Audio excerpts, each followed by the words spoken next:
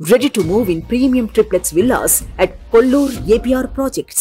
చెడు వ్యసనాలకు బానిసైన యువత ఎంతటి దారుణాలకైనా ఒడిగడుతున్నారు. చెడ్డవారి దోస్తాన వద్దు బుద్ధిగా చదువుకో అన్నందుకు ఓ వ్యక్తిని నరికి చంపాడు 21 ఏళ్ల యువకుడు. పూర్తి వివరాల్లోకి వెళితే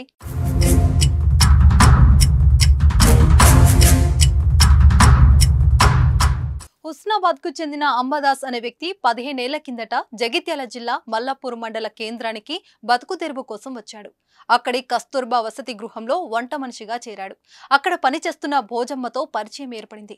భర్త చనిపోవడంతో 6 ఏళ్ల కొడుకు రవితేజతో ఒంటరిగా ఉంటున్న ఆమెను పెళ్లి చేసుకున్నాడు అంబదాస్. అప్పటి నుంచి ముగ్గురు ఒకే చోట ఉంటున్నారు. అయితే ఇటీవల ఇంటర్ ఫెయిల్ అయిన రవితేజ జులాయిగా తిరుగుతూ చెడు వ్యసనాలకు బానిసయ్యాడు. డబ్బుల కోసం తల్లిని వేధించసాగాడు.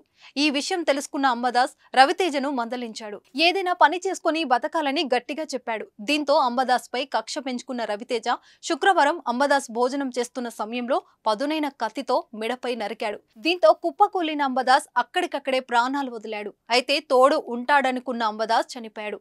నీడగా ఉంటాడనుకున్న కొడుకు జైలు పాలయ్యాడు. భోజమ్మ ఒంటరిదైపోయింది. యువకుడి క్షణికావేశం ఆ కుటుంబాన్ని చిన్నాభిన్నం చేసింది.